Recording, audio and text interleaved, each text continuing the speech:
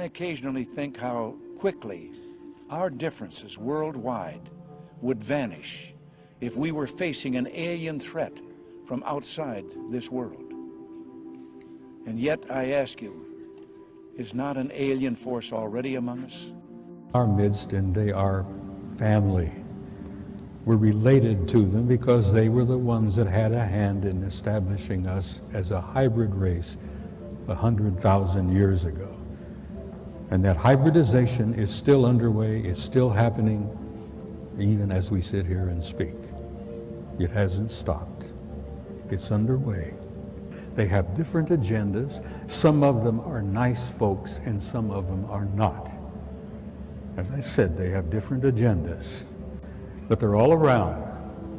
The one in the upper left-hand corner there is another self-luminous object that moves all over the place.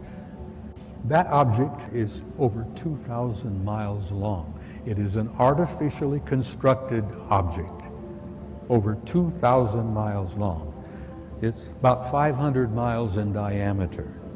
Can you imagine a technology and a society that can build an object 2,000 miles long, for 500 miles in diameter?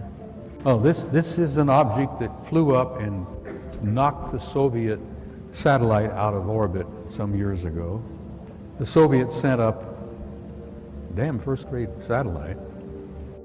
No one believed me, even from those few people that I was able to share this experience with, that this is true. But luckily, with the development of the ufology and many great people out there that are doing the research and providing the video evidence. So as you can see, this is on infrared. That is why his black and white is from STS-63. 63, sorry, and they are trying to locate the Mir space station. They cannot locate the Mir space station because more than 100 objects are appearing and disappearing from the radar. Those are the same type of craft that I observed on the asteroid belt between Mars and Jupiter.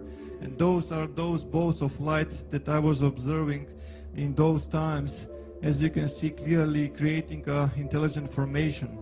And they wanted to take pictures of one of the moons. They wanted to take pictures of Phobos, one of the two moons of Mars.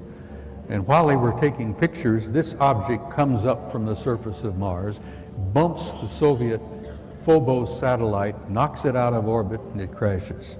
Next picture, please.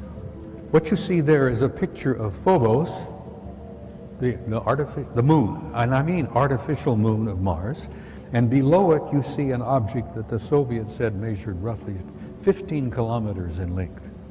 An artificial object near Phobos, the moon, 15 kilometers in length. Next picture, please. That's the moon, 12 miles in diameter. The Soviets planned to land on it. Well, someone else said, no, you're not going to do that. But that is a picture of Phobos, which they've all concluded is an artificial satellite. This photograph was taken by your own NASA Apollo 13 guys on their trip to the moon that didn't work out too well. And many of you may have heard rumors about the story, but Apollo 13 had a small nuclear device aboard. And they had been told by the guys that ran NASA that they were going to land on the surface, going to place this small nuclear device. And then when they all left and came back aboard and came back, they were going to detonate it and study the reverberations of this nuclear device, study the seismology of the moon, because they've been convinced for some years that the moon is basically hollow. It appears to be somewhat of an artificial satellite. Well, they plan to detonate this nuclear device, and the others said, no, you're not going to do that. We'll get back to that picture again, please. All right. The object you see there in the middle, over 2,000 miles long. It's an artificial, I assume metallic object, probably crammed with guys. And that object followed our Apollo 13 all the way to the moon, around and back. Now, whether they were trying to make sure the Apollo 13 guys got home safely or what, whether they were the ones responsible for Apollo 13's little accident, which kept them from landing on the moon and placing that nuclear device. Who knows? We may find out someday. But here you have an artificial object in orbit. Now, I've spent some time aboard aircraft carriers with my kid. We have carriers with 5,000 men in the crew, 1,000 feet long, 150 aircraft.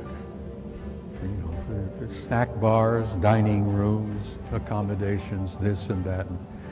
Can you imagine the accommodations on an object over 2,000 miles long? Next slide, it's the second photograph. Same objects, but a second photo in the sequence. That's the Big Mother, and I use that, no pun intended. There are other objects out there. There's a disc-shaped object, and then there's the other object. Then above it is the moon out there. But there's that one big object out there. I'm sure they got a crew of hundreds, maybe a couple of thousand. The ones I refer to as the others. I hate the term alien. I hate the term UFO. There are no UFOs. We've known what they are for years and years and years. Some of them are ours, some of them are theirs. There's no unidentified flying objects out there. They're all identified. I've tried to impress upon you the seriousness of it, the seriousness of the cover-up and the lies they've been telling you, the importance of why you need to know as much as you can know. And you need to be presented with the material because, damn it, you all deserve the truth. You have a right to know and you have a need to know because you are the people that this whole damn thing is all about.